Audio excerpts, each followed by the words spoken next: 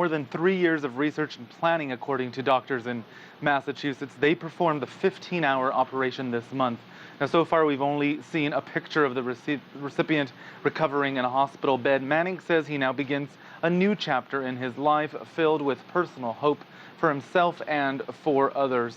Now, the organ itself came from a deceased donor. A doctor said the goal in Manning's case was that the match look natural, that it would be capable of urinating, and that it could achieve normal sexual function. And if it worked, they said, it could set a precedent for others.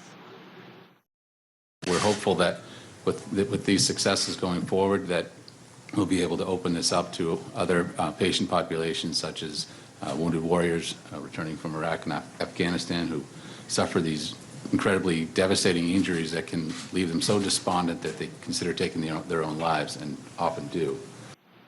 Now, several other U.S. hospitals have people lined up for similar procedures.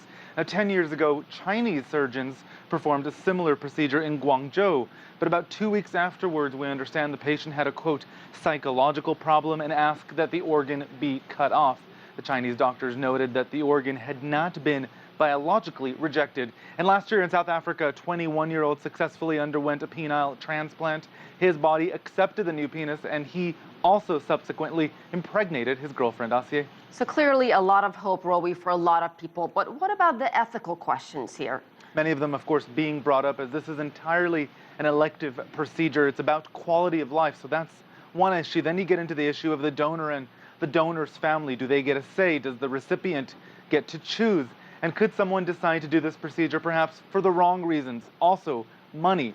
Who should pay? Should insurance cover such an operation? The doctors talked about American soldiers, and Manning in his statement specifically referenced them as well. Now, currently, U.S. lawmakers are reviewing a bill that would require the U.S. Department of Veteran Affairs to, quote, pay additional compensation in the form of two $10,000 lump sum payments to a veteran who's paid disability compensation already for either the anatomical loss of one or more, quote, creative organs, or the permanent or static loss or use of one or more creative organs, meaning losing the ability to use these. Now, the bill was proposed in April, and it's now making its way through the U.S. House.